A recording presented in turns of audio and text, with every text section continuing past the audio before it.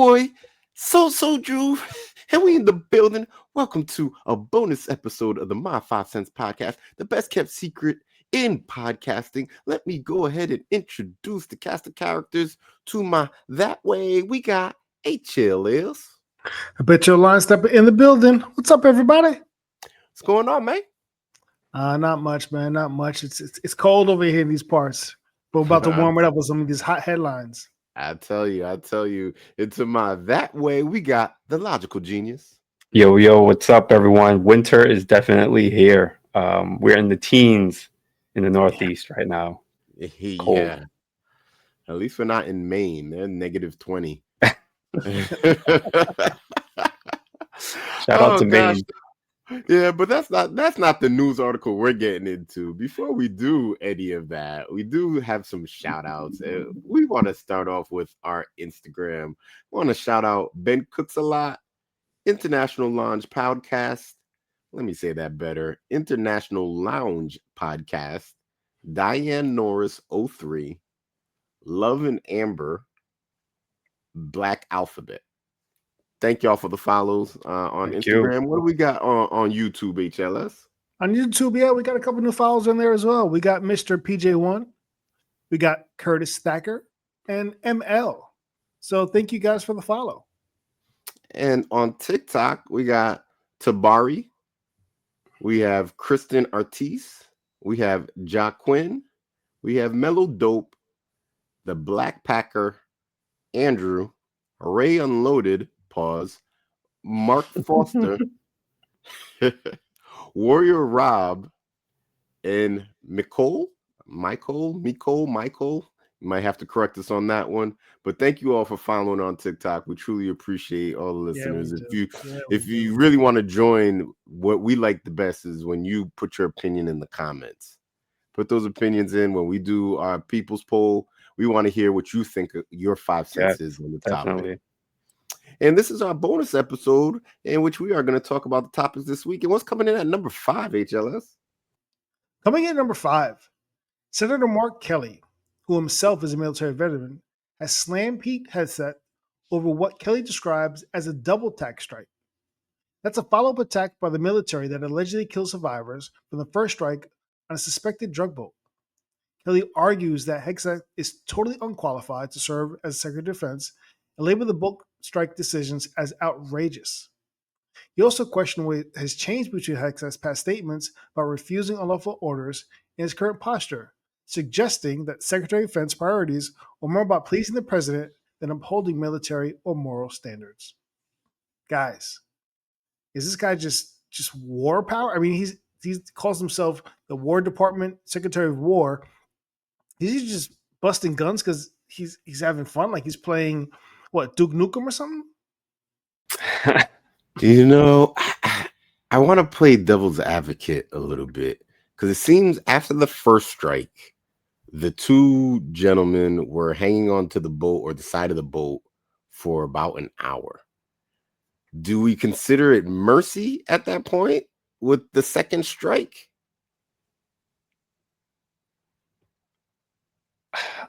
I don't know. The details are being released like piece by piece, right? I think the video just recently released, or some of the video, or something like that. And it's one of those things where it's like, I get it in the sense that, they're protecting our borders, or, they want drugs running in here. But I wonder if it's one of those things where it's like, shoot first, ask questions later.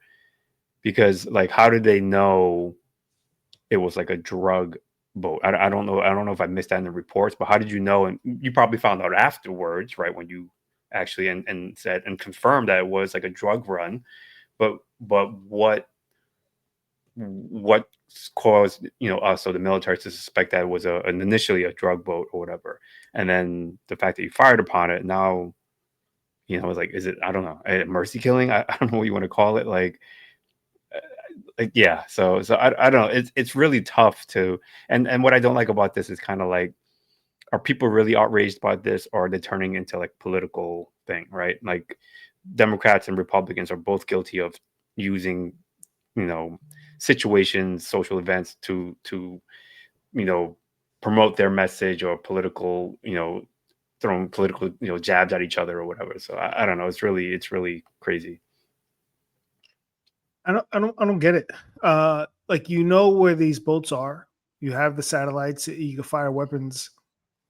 Why not just go stop them? Why don't you just send a little fleet, send a couple boats, and just stop them when they are, and just arrest them and put them in jail instead of just bombing these guys out of the water.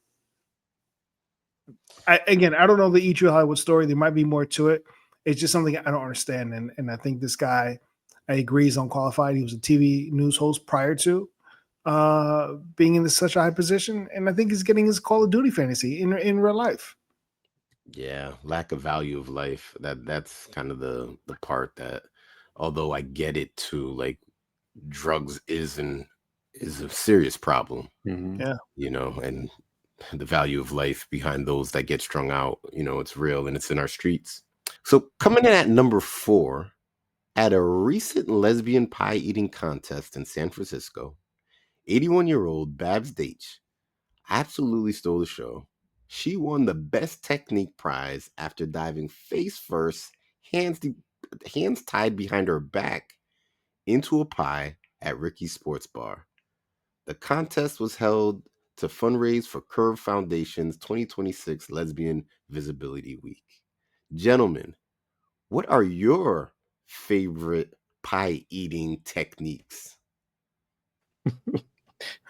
Before I get there, she's 81 years old.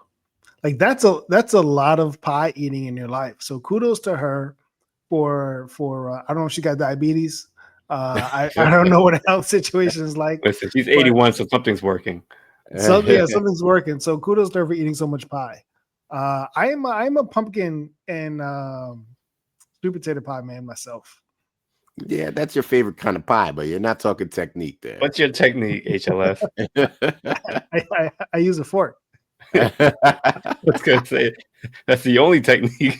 That's the only technique you have. If Unless I you're get crazy desperate, with it, if you don't have a fork and you're hungry, you grab it with your hands. But if I get crazy with it, I might use a spoon. You know what I mean? yeah, I totally read this headline wrong. Maybe it's my old age or something like that, because I literally just read lesbian eating contest. I didn't see the pie. So I apologize to all. Yeah, I'm not, that's not me. I'm not that type of dude, but I just read it quickly, You just saw lesbian eating contest. I'm like, oh, that's a thing? I'm like, okay. yeah.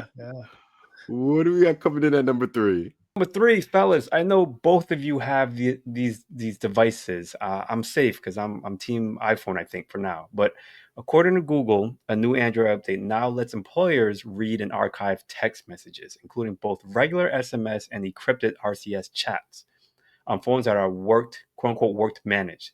That means if your employer issued or manages your Android phone, your messages are no longer truly private. Even the previous protections, even if they were previously protected by encryption. Google says the feature helps with compliance and legal record keeping. Only work managed devices are affected. Personal devices are not. The update has caused concern about workplace privacy. Many people assumed texting was private, but under this change, companies could potentially review everything sent or received on those phones. Fellas, are you ready to jump to Team iPhone? What are we doing? Because I know you got some dirty stuff in your phones. Yeah, absolutely not. But I guess where I'm confused is by the users who are thinking, hey, I've been given this work phone, and I think that the stuff that I've put on this work phone belongs to me. No, absolutely not. So, like, you should already be working under the pretense that, like, yeah, they can look and search through this phone because it's their phone. It's not my phone. Exactly. It's not your phone. So all those texts, all those chats, all those apps you're downloading, all of it doesn't belong to you.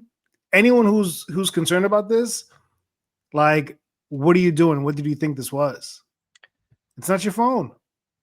Yeah, I would agree with that. The only thing is, if it's like a lot of companies out there, some companies give you a work phone, other companies give you an option to say, do you want a second phone?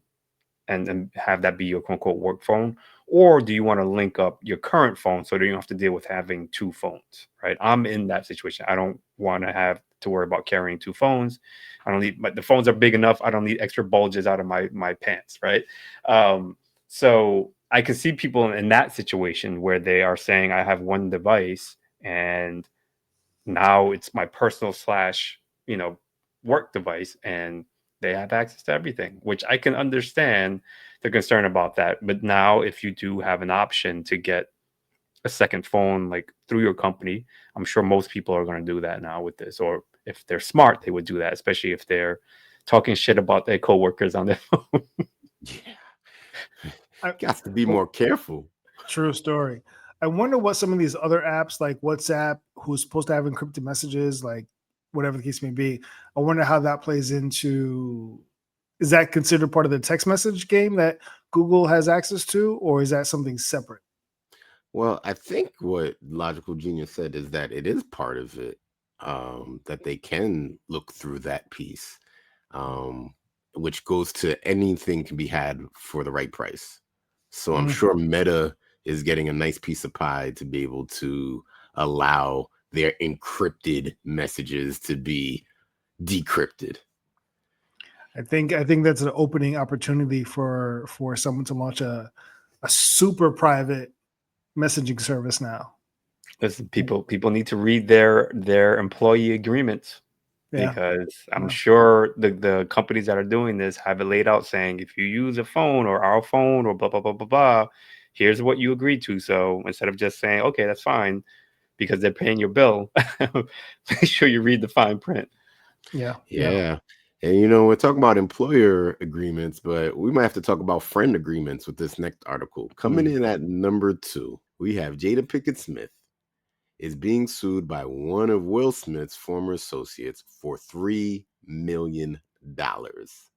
Bilal Salam claims that in 2021, Pickett Smith verbally threatened him while in a hotel lobby for Smith's birthday celebration. The complaint alleges that Pinkett Smith threatened he would end up missing or catch a bullet if he continued telling her business. Violation of friend code or what? This one, this one is how do you prove it? First off, how do you prove that Jada Pinkett Smith, unless you had a recording device, Ooh. says something crazy to you in the lobby? That's number one. Number two, clearly this guy didn't listen to episode number one of our podcast, Bro Code. He broke the pro code. Like, why are you telling Will's business? Why? Not only that, like, couldn't you have blackmailed him? I mean, he's your boy. Like, weren't you on some sort of payroll? Weren't you on some sort of like luxury cruise yacht? Like, you couldn't just let Will do what he was doing with his quote unquote big Willie and just kind of like, hang out. Not the big Willie. I'm just saying. I'm just saying. I this is, I don't know. It's, I mean, I can. This is like believable to me, right? People like, like, I don't know. People make idle threats all the time, right? And Yeah. especially, not especially, but I can see celebrities who have a lot of power and power tripping or whatever, or someone who's of a certain level. Oh, you better, do you know who you talk? Do you know who you're talking with? Do you know who I am? Like stuff like that. Like I can Yeah. see it being said in that context. Was she intending on saying, like, really putting a bullet in this person's head or something like that? Or I don't know. Maybe she still has a little Tupac in her. Like, Man, she originated Thug Life. What are you even talking about? Having some Tupac in her. She originated she told Tupac about the Thug Life. That's how that all happened. It's so funny. Like when I read the article and I saw the catch a bullet, all I thought about was Bruce Leroy in The Last Dragon. I don't know. I just couldn't take it. I just couldn't take it seriously. I was like, oh man. Shout out to The Last Dragon, cult classic. I yeah. love that movie. Oh Yes. man. What do we got coming in at number 1? So at number one, fellas, this is a very interesting story, and actually takes place in my secondary homeland of Thailand. A 65-year-old woman in Thailand was discovered alive in her coffin at a Buddhist temple after staff heard faint knocking on the coffin. Her brother, believing she died after becoming unresponsive for 2 days, drove her nearly 300 miles to Bangkok to honor her wishes for donating her organs. But the hospital refused because she didn't have a death certificate, and the temple also couldn't cremate her without one. While the temple manager was explaining how this works to the brother, they heard knocking from inside the coffin. She opened her eyes as they lifted the lid, and staff quickly sent her to a nearby hospital. The temple has since offered to cover her medical expenses. Fellas, was this fair or foul? What do you think? The brother had, he's like, Yeah, I can't deal with this sister that anymore. is the question. Are we talking about a Yeah. miracle, or we talk about some shady business that went down here? I I am not sure, because when I first read it, I was like, wow, what a miracle, right? And then the brother drove how many miles? And you 300 had no miles. death certificate. Oh, you were trying to get someone to get her got. Mm-hmm. She's the last remaining sibling of whatever inheritance that you got going on over there. You were trying to take your sis out. That's my thought on it. This is a movie plot in the making. This is an amazing story. I'm happy she made it out alive before anything worse could happen. But that's going to be a very awkward Thanksgiving next year. Yeah, yeah. I'm glad you're happy because the brother isn't, clearly. Yeah, I mean, 300 miles. Like, listen, I don't know Thailand. I don't know what area they lived in, if they were in this populated area or in one of a smaller rural village or something like that. But I'm sure there were probably temples a little bit closer, right? I'm sure that, but 300 miles, like 300 miles, that means like you're trying to get her out of the vicinity of people who may know her. Right? Yeah. And say, whoa, wait, that's your sister. What's going on here? No, she seems okay. What's going on here? Yeah, You go into a exactly. neighboring stranger town that no one knows who you are, and like, hey, I'm just trying. She wanted to get her things donated. I'm honoring her wishes. Okay. Yeah, the local furnace would be like, nah, that ain't right. I see what's going on here. Oh, goodness. Well, we wrapped it up on that note. I guess until next time, this is our 5 cents. Peace.